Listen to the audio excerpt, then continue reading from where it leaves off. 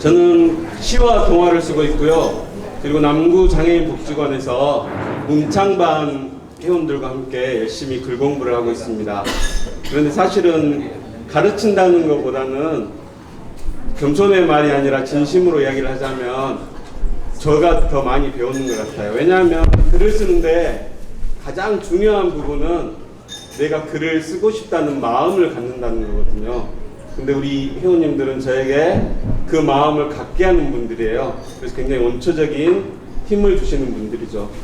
그래서 저는 이 사람이 작가로서 가능성이 있느냐를 보는 가장 큰 지점을 뭘로 보냐면 글을 쓰고 싶은 마음을 얼마나 오랫동안 강력하게 가질 수 있느냐, 반짝반짝 빛나는 눈에서 봐요. 물론 마음의 눈이겠죠. 네, 그래서 그런데 왜 글을 쓰느냐라는 질문을 하게 되면 저도 사실은 첫 글이 동네 중학교 2학년 때였는데 동네 여중생을 위해서 쓴 글이 첫 글이었어요. 그래서 내 글을 읽고 그녀가 나의 마음을 알아줬으면 하는 마음에 거의 일주일을 설쳐가면서 글을 썼던 기억이 나요. 그게 첫 글이었어요. 그래서 우리가 글을 쓰는 가장 큰 이유는 누군가 내 글을 읽어주는 사람을 위해서 글을 쓴다는 거죠. 그게 동네 누나여도 괜찮고 오빠여도 괜찮고 나중에 아빠여도 괜찮죠. 그런데 중요한 것은 그 누군가를 위해서 글을 쓰는데 그 누군가를 우리는 전문 용어로 독자라고 부르죠. 독자. 그래서 우리가 다 전문 용어를 이제 알았으니까 전문 작가가 돼서 한번 같이 이야기를 한번 나눠보도록 할게요. 이번에 여러분께서 쓰신 글들을 차분하게 집에서 이틀 동안 열심히 읽었습니다. 그리고 굉장히 감동을 받았어요. 왜냐하면 거기에 사용된 언어가 무엇이었든지 간에 거기에는 여러분이 저에게 보여주려고 하는 정말 아름다운 마음이 깃들어 있었어요. 누군가가 나를 위해서 뭔가 보여주려고 할 때 우리는 선물을 받죠. 감동이라는 선물을 받아요. 그래서 그런데 선물을 준 사람은 더 큰 선물을 받아요. 왜냐하면 그 글을 알아줄 때, 그래서 함께 나눔의 시간이 글을 쓰는 것에 있는 것 같아요. 그래서 우리가 글을 쓰고 배울 때 가장 큰 기쁨은 그런 것에 있는 것 같습니다. 그런데 이왕이면 제대로 한번 전달해 봤으면 하는 마음이 있어요. 그래서 사실 창작 수업은 저는 크게 의미가 없다라고 봐요. 이론 수업은. 문제는 글을 얼마만큼 열심히 쓰느냐, 그리고 함께 하느냐, 그게 더 중요하다고 보는데, 그럼에도 불구하고 왔으니까 기본적인 몇 마디는 해주고 가야겠다라는 생각이 들었어요. 같은 이왕이면 좀 더 멋지게 표현하는 방법도 생각을 해봐야 되거든요. 일주일 내내 고민을 해가지고 제가 그 여자친구한테 했던 말은 이거예요. 난 너 없으면 공부가 안 될 것 같다. 학교를 계속 다닐 수 없을 것 같다. 이런 여러 가지 표현을 했는데 결과는 굉장히 비참했죠. 그래서 우리 형님이 그랬어요. 사랑한다고 말하지 말고 뭐라도 고구마라도 삶아서 갖다 줘라. 그래, 우리 글을 읽다 보면 사랑한다는 표현은 굉장히 많은데 그 아쉬운 부분들이 그런 부분들이에요. 즉, 그 사람의 마음을 충분히 느낄 수 없는 표현들이 너무 많다라는 거죠. 그럼 어떻게 하면 느낄 수 있을까? 다른 건 다 보여도 한길 사람 속은 안 보인다는데 그 속을 어떻게 보여주지 하는 고민이 이제 우리에게 필요할 때가 아닌가, 그런 생각이 들었어요. 그래서 오늘 제목을 실감나는 글쓰기란 제목으로 약 3시간 정도 이야기를 하고 집에 가려고 집사람한테 전화를 했어요. 3시간 뒤에 갈 테니까 기다리지 마라. 근데 그걸 시처럼 압축해서 이야기하라고 그래서 우리는 시인이니까 충분히 압축할 수 있을 것 같아요. 그래서 강의를 앞부분만 하려고 했는데 다 할 수 있을 것 같아요. 15분에. 자, 한번 해보도록 하겠습니다. 글을 쓰는 가장 큰 이유는 독자와의 한판 씨름 같은 것이다. 독자를 위해서 쓴다는 걸 잊지 마라. 그러면 나는 아는 사람이 아무도 없는데 라고 한다면 최초의 독자는 바로 당신이다라는 걸 잊지 마라. 다른 사람을 다 실망시켜도 나한테 실망시키지 않는다면 그 사람의 인생은 충분히 가치가 있다. 우리 그런 이야기 많이 들었죠? 글쓰기에도 그건 똑같이 적용이 됩니다. 그래서 나의 독자가 누구인가를 늘 생각해라. 그러면 장르까지 바뀌어요. 아동문학가가 될 수도 있고, 그리고 또 세계를 돌아다니는 멋진 방랑신이 될 수도 있어요.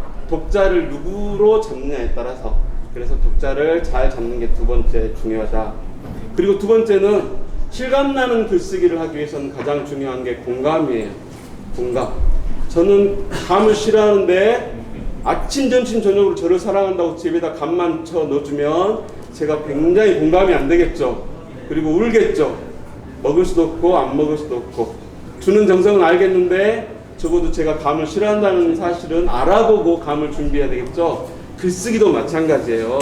그래서 우리가 잘 아는 한센시 병에 걸린 하나원 선생님의 전라도 길이라는 유명한 시가 있죠.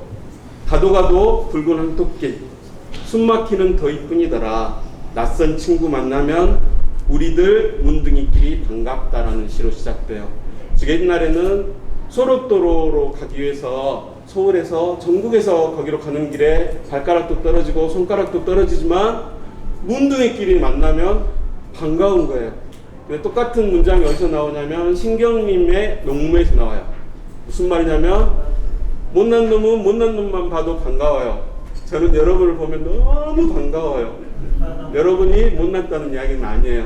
굉장히 잘생겼다는 이야기고 훌륭하다는 이야기죠. 여러분의 시를 읽고 굉장히 반가웠어요. 그래서 예술은 하늘에서 내려준 게 아니다. 인위적인 것이다. 라고 저는 이야기하고 싶어요. 왜냐하면 예술의 끝자리를 누가 뭐라고 이야기했냐면 천의 무봉이라고 이야기했어요.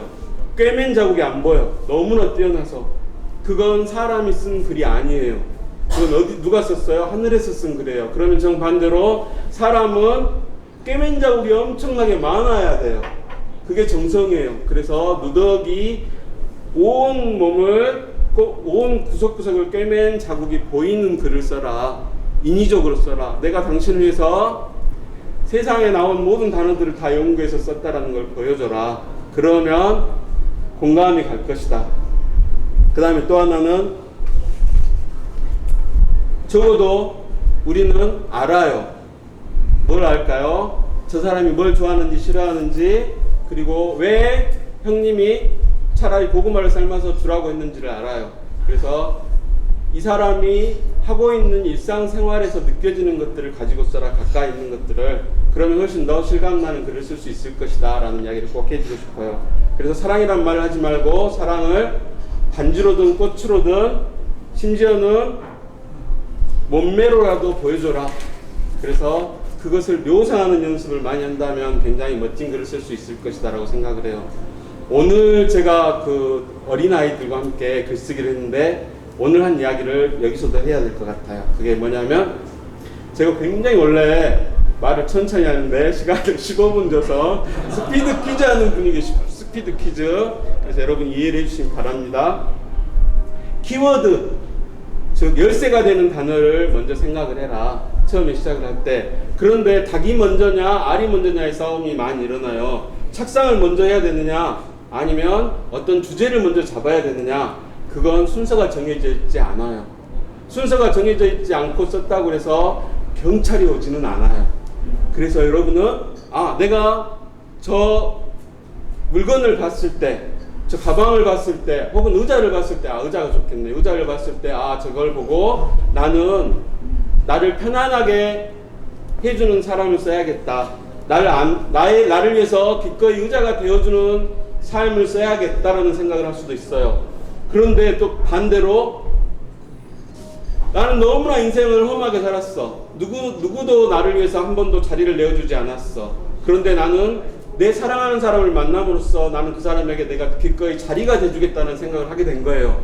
그러면 난 너의 자리가 되어줄게 라기보다는 나는 너의 의자가 되어줄게 라는 생각을 하기 위해서 의자를 만나야 되겠죠. 그래서 먼저 주제가 먼저 정해질 수도 있고 소재가 먼저 보일 수도 있어요. 그래서 그 순서는 언제든지 바뀌어도 상관없지만 중요한 건 하나의 단어로 시작을 하고 하나의 이야기로 시작을 하자라는 거예요. 시가 어렵게 느껴진다면 그건 그 시를 쓴 사람이 무엇을 말했는지 모르는 경우가 굉장히 많아요. 그래서 여러분이 아무리 힘들더라도 적어도 하나의 이야기로 하나를 시작한다면 충분히 멋진 글을 쓸 수 있을 거예요. 그래서 옛날에 뱃사공들은 하늘의 별을 보고 바다를 건넜어요. 그리고 양치기들도 하늘의 별을 보고 많은 이야기를 꺼냈어요. 별 하나하나에는 의미가 있어요. 이야기가 있고 그걸 단어라고 생각하세요. 단어. 그래서 키워드라고 생각하세요. 그걸 연결시키면 뭐가 돼요? 아름다운 별자리 이야기가 돼요. 그래서 여러분이 글을 쓸 때 시 속에서 하나의 단어와 단어를 연결시켜서 이야기를 만들어낸다면 어디에 내놔도 아름다운 전설이 될 수 있다는 거죠. 그래서 제가 가장 좋아하는 이름은 제 필명이 무명시예요. 아무도 안 웃어.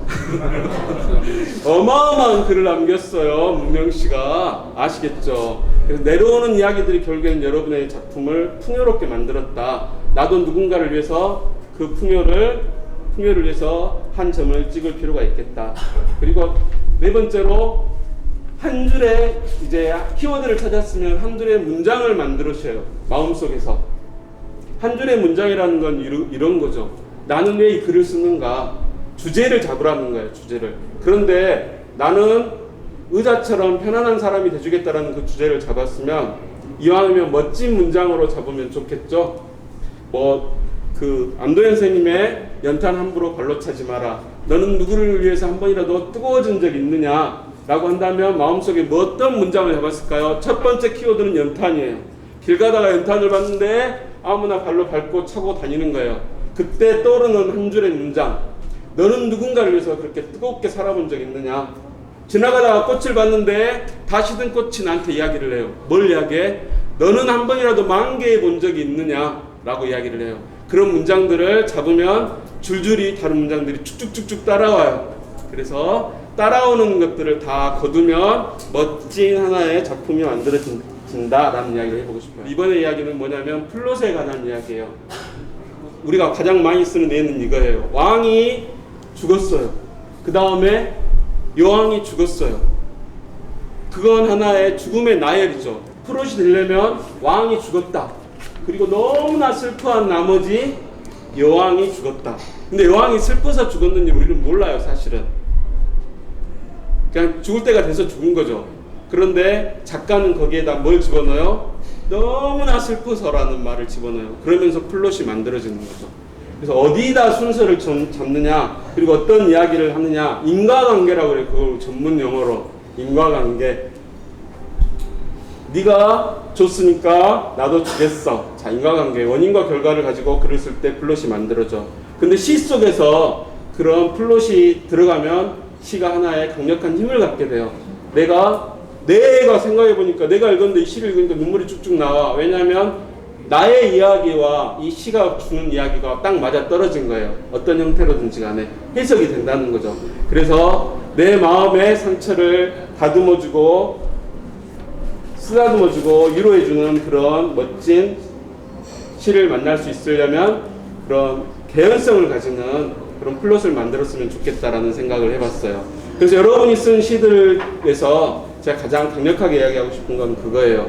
보여줘라. 그리고 갈등하는 것을 두려워하지 마라. 시 안에서. 왜냐하면 우리는 갈등하는 걸 다 감추거든요. 애들 앞에서 절대 안 싸우려고 해요.